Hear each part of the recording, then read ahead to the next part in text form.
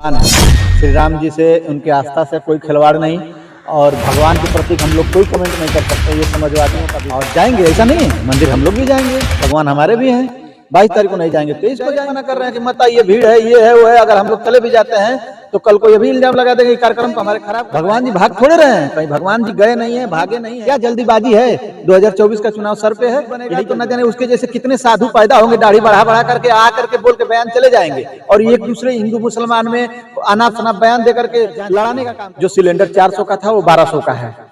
अगर राम आएंगे तो सिलेंडर 300 का हो। भगवान ने सिलेंडर 1200 का नहीं किया है। भगवान ने कड़ुआ राम की नगरी में तो जनता खुश रहती थी, जनता को उजाड़ने का काम नहीं करती थी।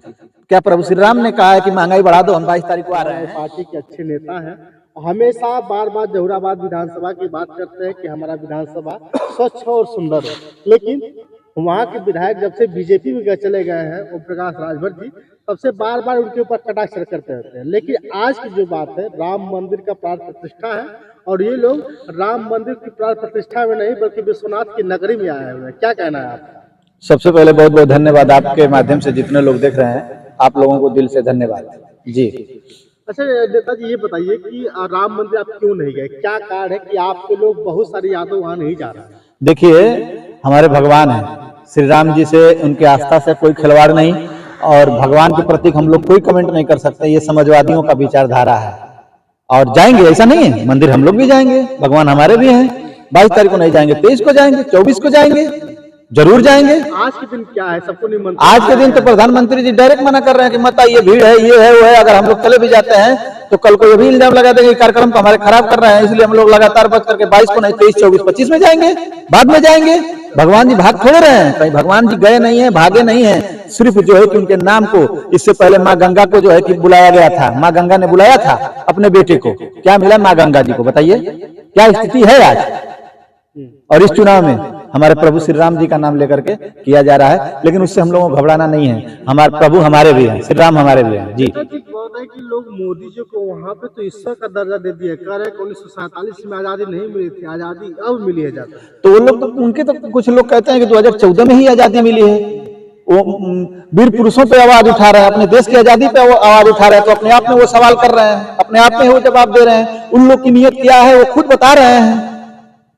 मंदिर पहली बार किसी मंदिर का प्रधानमंत्री उद्घाटन कर रहे हैं, ये भी एक पहली बार हो रहा है हमारे देश में, नया हो रहा है। डिजिटल इंडिया, डिजिटल इंडिया वो भी पूरा नहीं बना है। जो कि हमारे हिंदू के शंकराचार्य हैं चारों, वो लगातार नाराज हैं। क्यों नाराज हैं? कल को कोई बड़ा प्रलय आएगा, उसका जिम्मेदार कौन होगा?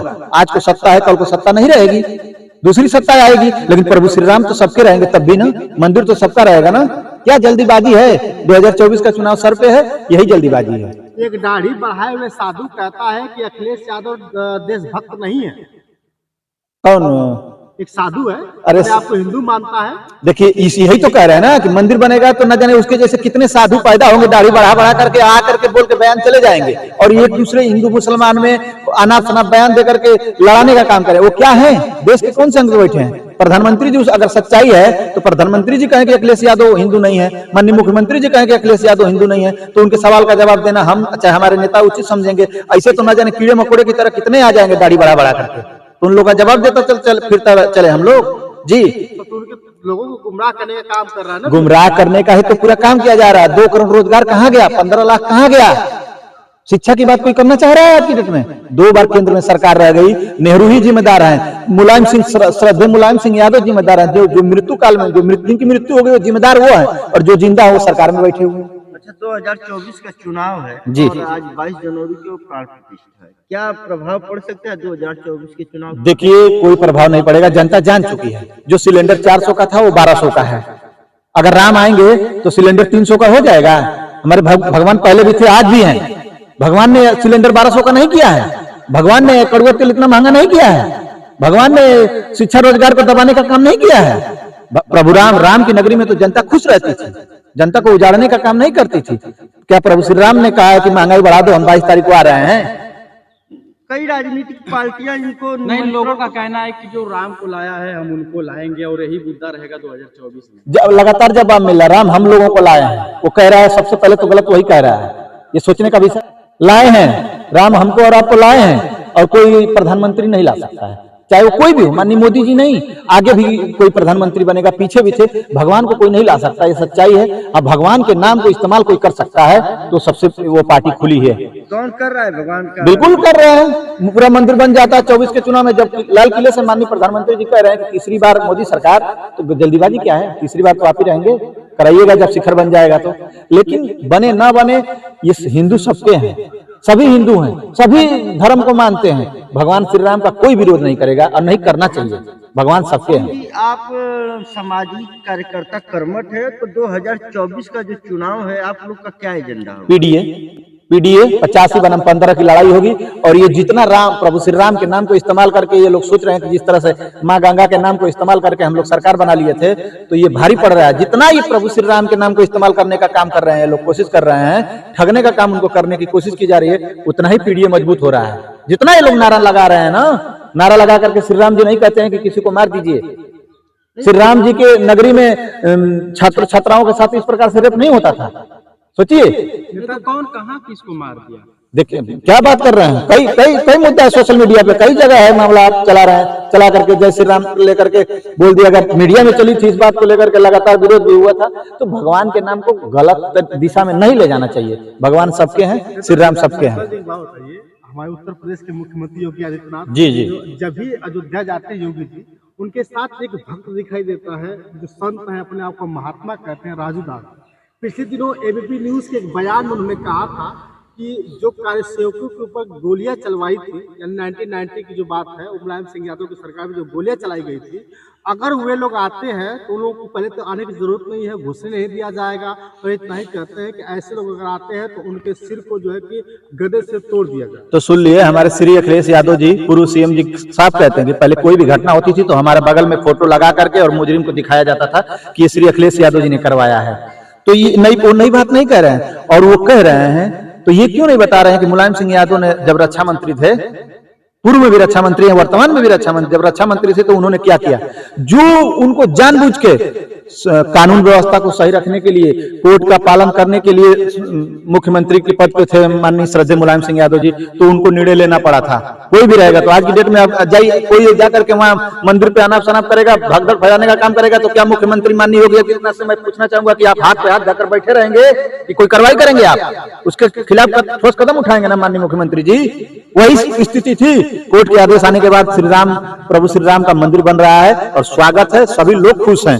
लेकिन मंदिर के नाम पर जनता को गुमराह नहीं आप कर सकते हैं। मंदिर के साथ साथ, आस्था के साथ साथ हम लोगों को शिक्षा चाहिए, रोजगार चाहिए, महंगाई से निजात चाहिए, जनता ये भी जान रही है। जी बिल्कुल। आपको क्या लगता है कि शिक्षा मिल पाएगी कि कुछ शिक्षा जो है 16 वर्ष तक के बच्चों को जो कि बंद करा दिया कोचिंग में? तो सुनिए, बंद तो बता तो रहे हैं, जब कोचिंग करने की क्या जरूरत है? सरकार, जब प्रधानमंत्री जी खुद उद्घाटन मंदिर का, जिस देश का प्रधानमंत्री मंदिर का उद्घाटन करने में लग जाए, उस देश में शिक्षा की जरूरत क्या है? भिक्षा की जरूरत पड़ने लगेगी ना। शिक्षा की जरूरत नहीं है उस देश में। जो पढ़े लिखे लोग हैं वो समझेंगे इस बात को। माननीय प्रधानमंत्री जी का उद्घाटन करने का ये जगह ही नहीं है। वो तो सबसे पहले कि सारा जितना रामायण हुआ एक पत्नी को लेकर के हुआ। प्रभु श्री राम ने रामायण रच दिया सीता जी के लिए, समझ रहे हैं बात लगातार। और यहाँ क्या हो रहा है, चारों शंकराचार्य क्या कह रहे हैं? चलिए मान लेते हैं कि कुछ देर के लिए कि राहुल गांधी विरोध कर रहे हैं, श्री अखिलेश यादव विरोध कर रहे हैं, जितने विरोधी दल हैं विरोध कर रहे हैं, लेकिन चारों शंकराचार्य को तो चुनाव नहीं लड़ना है। वो तो किसी राजनीतिक दल से नहीं है, वो तो अपना पूरा जीवन श्री राम के नाम पर त्याग कर दिए हैं।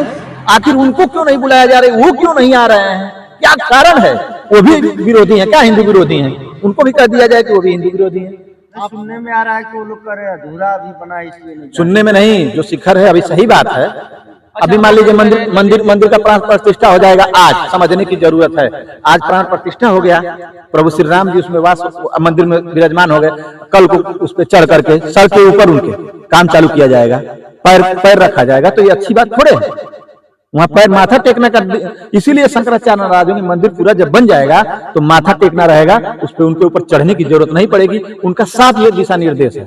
जी एक सवाल है कि अभी आप कह रहे हैं राम मंदिर की बात कर रहे हैं, अगर आपकी सरकार आती है भविष्य में, क्या जो इधर इनके राज्य में राम मंदिर बन गया तो क्या आप सभी धर्मों के लिए काम करेंगे? देखिए, हमारा काम अभी भी बोल रहा है, हमारा काम लगातार बोल रहा है। नवरत्न भाई हैं, गाड़ी में बैठे हैं। हमारा काम लगातार जो है कि बोल रहा है, और अयोध्या में काम है हमारे नेता का, पूर्व मुख्यमंत्री अखिलेश यादव जी का काम है, ऐसा नहीं है।